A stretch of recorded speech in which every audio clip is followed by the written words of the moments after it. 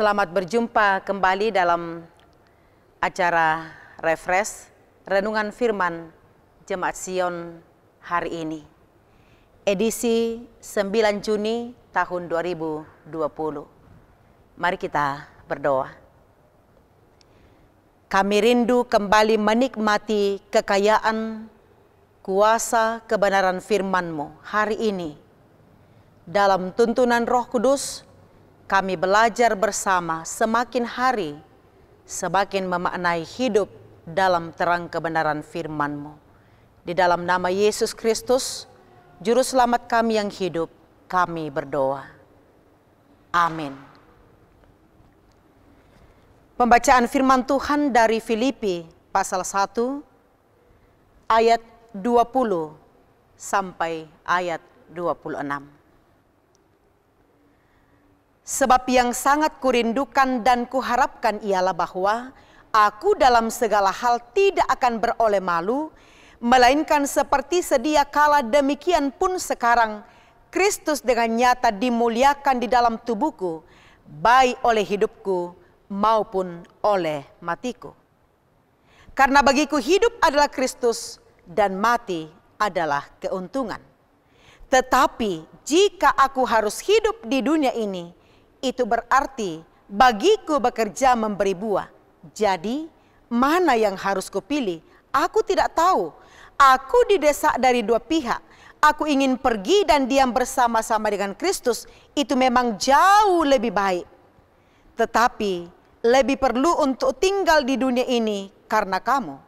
Dan dalam keyakinan ini taulah aku akan tinggal dan akan bersama-sama lagi dengan kamu sekalian, supaya kamu makin maju dan bersukacita dalam iman, sehingga kemegahanmu dalam Kristus Yesus makin bertambah karena aku, apabila aku kembali kepada kamu. Saudara, hidup bagi Kristus. Maltby Babcock, seorang yang mengatakan seperti ini. Kehidupan adalah apa yang membuat kita hidup. Penggemar olahraga mungkin sedang lelah, tetapi jika mereka mendengar ada pertandingan olahraga, mereka menjadi hidup dan ingin menontonnya. Orang yang lapar akan hidup jika mendengar makanan disebut-sebut. Dan orang yang suka berbelanja hidup saat mendengar pengumuman ada obral, apalagi kalau diskon 50%, bahkan 50% ditambah 20%. Orang akan ramai-ramai untuk berbelanja. Tapi tidak semua. Maka orang Kristen pun, kita akan hidup ketika berbicara tentang Yesus Kristus. Amin, saudara. Kita akan hidup ketika berbicara tentang Yesus Kristus, karena Kristus adalah kehidupan kita. Paulus menuliskan imannya. Bagiku hidup adalah Kristus. Di ayat 21. Karena bagiku hidup adalah Kristus dan mati adalah keuntungan. Ini tentu membutuhkan kekuatan bagi kita.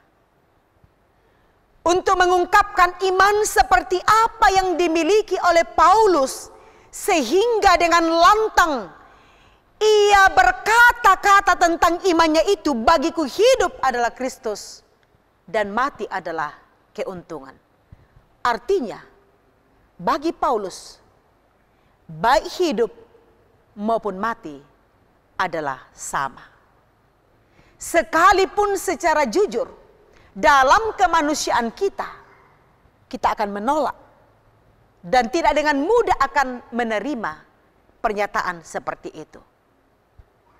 Tapi ketika kita punya iman seperti Paulus, kita pasti pun akan bisa mengatakan seperti itu.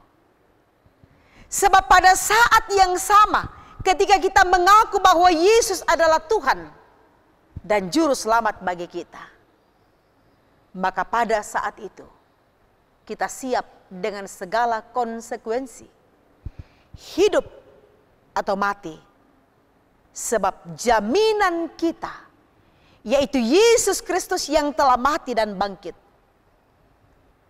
memberikan kekuatan bagi kita untuk mengatakan apapun tentang iman yang ada pada saudara dan ada padaku. Karena itu, ketika kita hidup, kata Paulus, hidup bagi Kristus.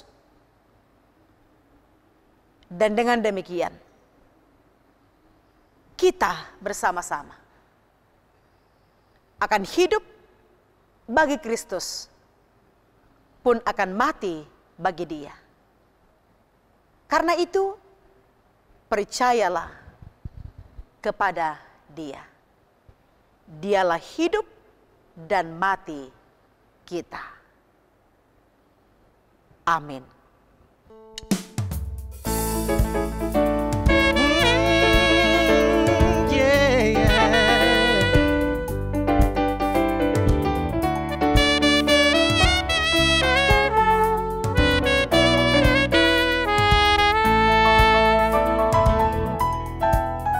Jangan lelah bekerja di ladangnya Tuhan.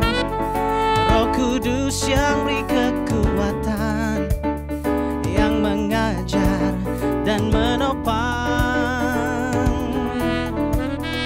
Tiada lelah bekerja bersamamu Tuhan, yang selalu mencukupkan akan segalanya. Ratakan tanah bergelombang, timbunlah tanah yang berlubang, menjadi siap dibangun di atas dasar iman. Ratakan tanah bergelombang, timbunlah tanah yang berlubang, menjadi siap dibangun di atas dasar iman. Jangan lelah bekerja di ladangnya Tuhan. Roh Kudus yang beri kekuatan, yang mengajar dan menopang. Tiada lelah bekerja bersamamu Tuhan, yang selalu mencukupkan akan segalanya. Here we go. Ratakan tanah bergelombang, timbunlah tanah yang berlubang, menjadi siap dibangun di atas dasar iman. Ratakan tanah bergelombang, timbunlah tanah yang berlubang, menjadi siap dibangun di atas dasar iman. Ratakan tanah bergelombang, timbunlah tanah yang berlubang, menjadi siap dibangun di atas dasar iman. Ratakan tanah bergelombang, timbunlah tanah yang berlubang,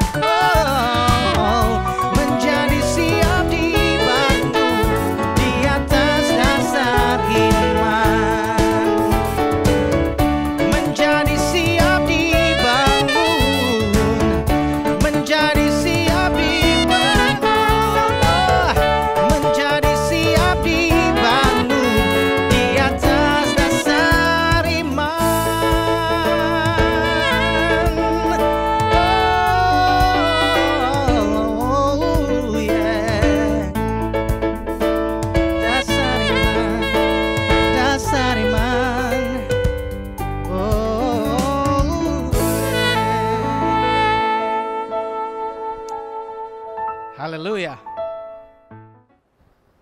Saudara, mari kita berdoa.